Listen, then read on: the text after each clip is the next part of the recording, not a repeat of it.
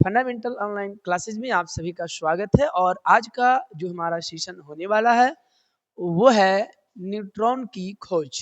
तो हम लोग जानने वाले हैं कि न्यूट्रॉन का खोज कैसे हुआ, किस प्रकार हुआ, किसने किया। ठीक है, ये चीज हम लोग समझने वाले हैं।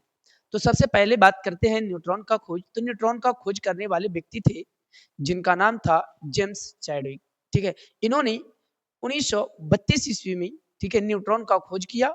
और इनके बाद क्या हुआ, कुछ समय बाद 1935 ईस्वी में इन्हें नोबेल पुरस्कार से सम्मानित किया गया। हमने ये पढ़ा कि न्यूट्रॉन का खोज किसने किया, तो याद रखिएगा जेम्स चैडविक, ये चैडविक याद रखिएगा। ठीक है, जेम्स चैडविक ने क्या किया, न्यूट्रॉन का खोज किया 1932 ईस्वी में। और इन्हें जो है जेम्स चैडविक को 1935 ईस्वी में नोबेल पुरस्कार से सम्मानित किया गया। अब इन्होंने खोज कैसे किया, इसके लिए सबसे पहले इन्होंने क्या किया, एक अल्फा रेज का स्रोत लिया। ठीक है, जहां से अल्फा किरणें उत्पन्न हो सकता है। ठीक है, तो इनका जो स्रोत था ये था रेडियोधर्मी। रेडियोधर्मी हम लोग किसको कहते हैं, तो रेडियोधर्मी वो होता है जिससे स्वयं प्रकाश निकल सके, वो रेडियोधर्मी पदार्थ होता है। जैसे पोलेनियम भी और भी बहुत सारा है, जैसे कि यहाँ पे हमने पोलेनियम लिया। ठीक है, तो पोलेनियम क्या होता है, ये स्वयं किरणें उत्पन्न करता है। ये कौन सा किरण उत्पन्न कर रहा था, तो अल्फा किरण उत्पन्न कर रहा था। कौन सा किरण, अल्फा किरण। पहला स्टेप हमें समझ में आया कि रेडियोधर्मी का हमने स्रोत लिया, रेडियोधर्मी का हमने क्या लिया, स्रोत। और यहाँ पे क्या था, पोलेनियम था। और पोलेनियम क्या कर रहा था, तो अल्फा किरणें उत्पन्न कर रहा था। ये अल्फा किरणें की यदि बात करते हैं, जब ये अल्फा किरणें लिथियम या बेरिलियम, ठीक है, लिथियम या बेरिलियम की पतली धातु के पट्टी पे पड़ता है। ठीक है, ये जो है, ठीक है, लिथियम है। ठीक है, लिथियम या बेरिलियम की हम पट्टी ले सकते हैं, कोई भी ले सकते हैं। ठीक है, यहाँ पे लिथियम या बेरिलियम की धातु की पट्टी ले सकते हैं, पतली पट्टी। ठीक है, और इसके ऊपर क्या किया गया, अल्फा किरणों का प्रहार कराया। किसका, अल्फा किरणों का प्रहार कराया। और जब अल्फा किरणों का प्रहार कराया तो ये जो था, ठीक है, लिथियम या बेरिलियम की पट्टी कुछ अज्ञात किरणें उत्पन्न किया। अज्ञात मतलब जो इस पहले से ज्ञात नहीं था। इस प्रकार के किरणें यहां से क्या हुआ, उत्पन्न हुआ, जो यहाँ पे आप लोगों को दिख रहा है। ये किरणें, ये अज्ञात किरण था। ठीक है, ये कैसा था, अज्ञात किरण था।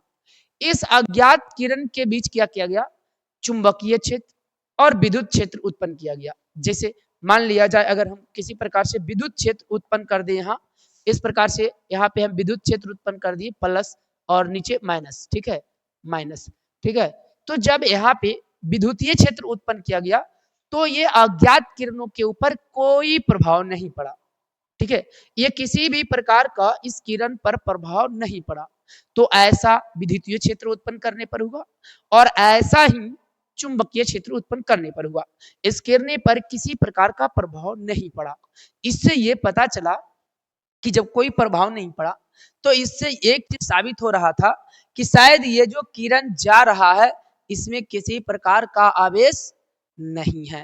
ठीक है, इसमें किसी प्रकार का आवेश नहीं है, ये साबित हो रहा था। दूसरी चीज, अगर हम आगे बढ़े तो इसके बाद ये जो आपको दिख रहा है ये पैराफिन वैक्स होता है। क्या होता है, पैराफिन वैक्स होता है। और जब इस किरण को, ये अज्ञात किरण को इस पैराफिन वैक्स के ऊपर प्रहार कराया तो ये पैराफिन वैक्स ने क्या किया, इन्होंने ये किया कि तीव्र गति से ये क्या कर रहे थे, प्रोटॉन को बाहर कर रहे थे। किसको, प्रोटॉन को बाहर कर रहे थे। ये जो यहाँ पे किरण दिख रहा है ना, ये तीव्र गति से H+ निकल रहा है। और H+ क्या होता है, प्रोटॉन होता है। क्योंकि H+ में केवल प्रोटॉन ही बचेगा तो प्रोटॉन होगा ना। तो इस प्रकार से ये H+ यानी कि प्रोटॉन के किरण तीव्र गति से बाहर हो रहा था। तो ये चीजें यहां तक हमें समझ में आया कि ये जो अज्ञात किरण था, इस अज्ञात किरण में जब विद्युतीय क्षेत्र, चुंबकीय क्षेत्र उत्पन्न किया गया तो जब कोई प्रभाव नहीं पड़ा तो इस अज्ञात किरण को न्यूट्रॉन बोला गया। क्या बोला गया, न्यूट्रॉन कहा गया। क्या कहा गया, न्यूट्रॉन कहा गया। इस आधार पे जो है न्यूट्रॉन का चैडविक साहब ने क्या कर लिया, खोज कर लिया। ठीक है, हमने जो पढ़ा जरा सा इसको हम समझ लेते हैं। क्या हमने देखा, हमने बताया कि ये हो गए, ठीक है, हमारे चैडविक साहब जिन्होंने की क्या किए, 1932 ईस्वी में न्यूट्रॉन का खोज किए और इन्हें 1935 ईस्वी में नोबेल पुरस्कार से सम्मानित किया गया। इन्होंने ये साबित करके बताया कि ये जो न्यूट्रॉन होता है वो उदासीन कण है। क्यों? क्योंकि ये विद्युत क्षेत्र और चुंबकीय क्षेत्र में किसी प्रकार का प्रभाव उत्पन्न नहीं किया था। दूसरी चीज समझते हैं यहाँ पे, कह रहा है प्रयोग विधि एक्सपेरिमेंट, ठीक है, प्रोड्यूसर।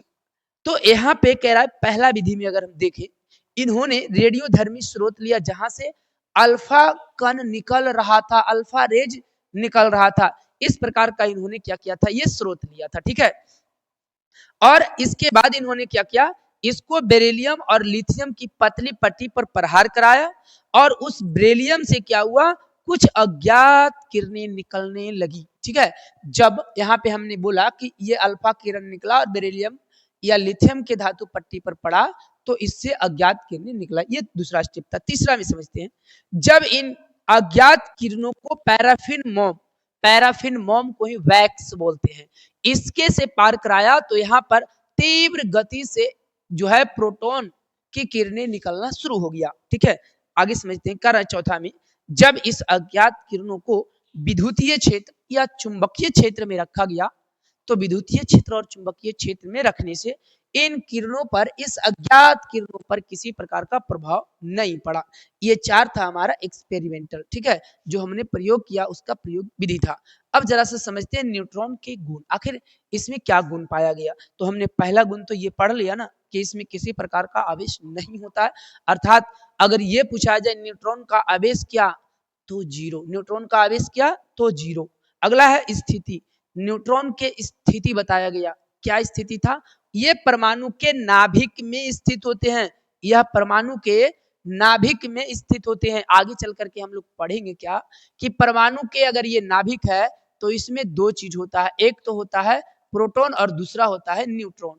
प्रोटॉन और न्यूट्रॉन कहाँ रहता है, नाभिक में होता है, और इलेक्ट्रॉन इसके कक्षा में आगे हम लोग समझेंगे बारी बारी से, ठीक है। आगे समझते हैं, द्रव्यमान की यदि बात करें तो एक AMU यानी कि अमाउंट मास ऑफ यूनिट होता है। अगर इसी को केजी में बदलते हैं तो 1.675 गुने में 10 पर पावर -27 केजी इसका क्या होता है, द्रव्यमान होता है, इसका भार होता है, ठीक है। आगे समझते हैं, कह रहा है आवेश द्रव्यमान अनुपात। एक बात बताइएगा, जब E का वैल्यू यहाँ आवेश 0 हो रहा है तो E/m का वैल्यू क्या हो जाएगा, E/m का वैल्यू क्या हो जाएगा, 0 बटा समथिंग तो 0, ठीक है। याद रखिएगा आवेश द्रव्यमान अनुपात भी 0 होगा, आवेश 0 तो आवेश द्रव्यमान अनुपात 0 ही होगा, ठीक है। हमने न्यूट्रॉन के स्थिति क्या बता दिया, तो ये जो होते हैं नाभिक में स्थित होते हैं, इसका द्रव्यमान आप जरूर याद रखिएगा, एक AMU या फिर केजी में याद रखिएगा 1.675 गुने 10 पर पावर -27 केजी, ठीक है। ये आज का जो सेशन था ये समाप्त हो गया। यदि आपको ये बातें समझ में आ रही है कि न्यूट्रॉन को हमने समझ लिया है तो आप वीडियो को लाइक शेयर सब्सक्राइब कीजिएगा, ठीक है। तब तक के लिए थैंक यू, गुड बाय।